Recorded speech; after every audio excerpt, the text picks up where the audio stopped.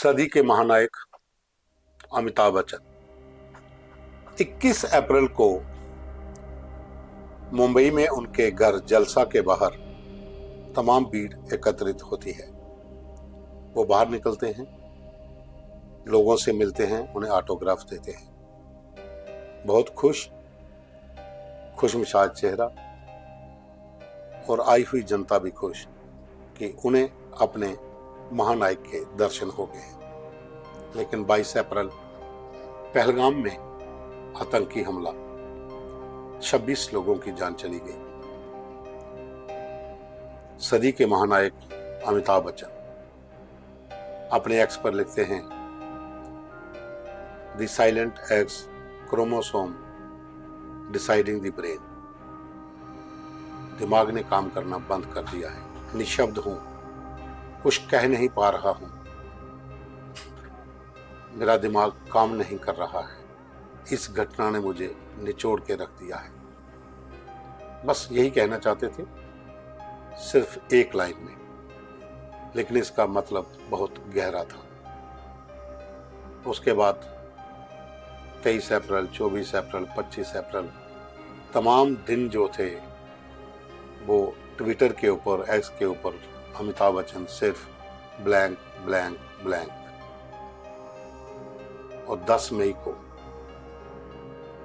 अमिताभ बच्चन लिखते हैं, छुट्टियां मनाते हुए उस राक्षस ने निर्दोष पति पत्नी को बाहर खींचकर, पति को नग्न कर उसके धर्म की पूर्ति करने के बाद उसे जब गोली मारने लगा तो पत्नी ने घुटने पे सिर रखकर रो रो कर अनुरोध करने के बाद भी कि उसके पति को ना मारो, उसके पति का उस बुज़दिल राक्षस ने बेहद बेरहमी से गोली मार दी, पत्नी को विधवा बना दिया।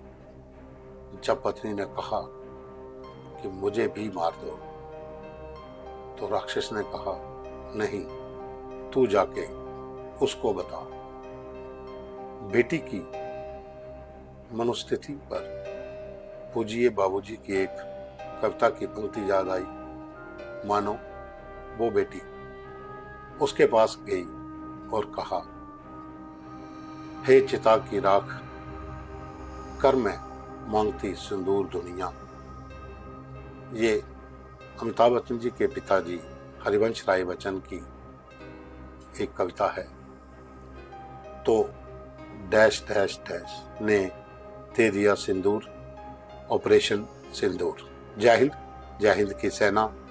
तू ना थमेगा कभी, तू ना मुड़ेगा कभी, तू ना झुकेगा कभी, कर शपथ कर शपथ कर शपथ, अग्निपात अग्निपात अग्निपात। ये महानायक की फिल्म थी अग्निपात। और ये जो पंक्तियां हैं जो उन्होंने 10 को लिखी, इसने सबको झकझोर कर रख दिया। बहुत से सवाल उठाए जा रहे थे कि आखिर अमिताभ बच्चन खामोश क्यों हैं, तो जवाब 10 को मिला। 22 अप्रैल का दिन शायद इस देश में, जम्मू कश्मीर में और पूरी दुनिया में कोई नहीं भूल पाएगा। अपने परिवारों के साथ लोग छुट्टियां मनाने के लिए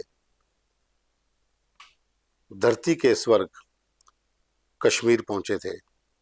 और कश्मीर में पहलगाम, और पहलगाम की बैसरन घाटी, जिसे मिनी स्विट्जरलैंड कहते हैं, सब लोग खुश थे। बच्चों के साथ एंजॉय कर रहे थे, बच्चे खेल रहे थे। तमाम परिवार वहां पर हर सुविधा जो कि वहां पर कश्मीरी मूल के लोग उपलब्ध करवाते हैं, उनका आनंद ले रहे थे। तमाम लोग थे, पूरी ग्राउंड भरी हुई थी। लेकिन अचानक वहां पर हमला हो जाता है, भागदौड़ मच जाती है, धर्म और पहचान पूछी जाती है, फिर वहां पर उनको मार दिया जाता है। सब लोग चिंतित, घबराए हुए, सहमे हुए, डरे हुए भागना शुरू होते हैं। पति के सामने, पत्नी के सामने पति को मार दिया जाता है, बच्चों के सामने उनके पिता को मार दिया जाता है। खून खराबा, एक दहशत का माहौल बन जाता है। लोग चिल्लाते हैं, रोते हैं, मदद की गुहार लगाई जाती है। कुछ लोग जो वहां पर लोकल हैं वो मदद के लिए दौड़ते भी हैं। इस घटना ने पूरे देश को झकझोर कर रख दिया। तमाम लोगों ने इस घटना की निंदा की, ट्वीट्स किए, बयानबाजी हुई, फेसबुक, सोशल मीडिया, तमाम जो प्लेटफॉर्म है वहां पर इस घटना की निंदा की गई। लेकिन एक आवाज खामोश थी, और वो आवाज थी सदी के महानायक अमिताभ बच्चन की। साइलेंट। ट्विटर पर उन्होंने लिखा कि deciding the brain x silent.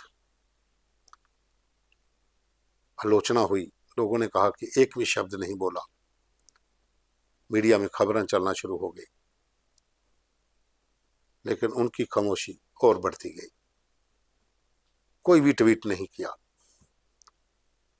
सिर्फ ट्वीट में ब्लैंक ब्लैंक ब्लैंक।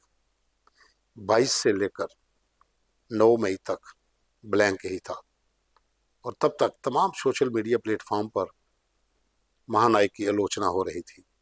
लोग कोस रहे थे कि एक भी शब्द नहीं बोला। इतने बड़े स्टार हैं, तमाम दुनिया के लोग निंदा कर रहे हैं, और इन्होंने 22 के बाद एक भी ट्वीट नहीं किया, सिर्फ ब्लैंक ब्लैंक ब्लैंक। आखिर 10 मई को महानायक ने अपनी चुप्पी तोड़ी और ये कहा। वाकई में महानायक ऐसे ही थोड़ी अमिताभ बच्चन बन जाते हैं।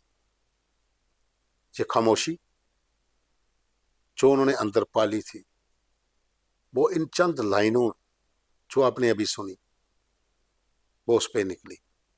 पीड़ा, दर्द, बहुत कुछ था। अगर आप इन पंक्तियों को गौर से पढ़ें, समझें, सोचें, तो पता चलेगा कि महानायक तो महानायक है। खैर, अब उन्होंने ट्विटर पर ऑपरेशन सिंदूर की प्रशंसा भी कर दी, भारतीय सेना की भी। लेकिन इस घटना ने एक सबक सबको दे दिया कि लोग भले ही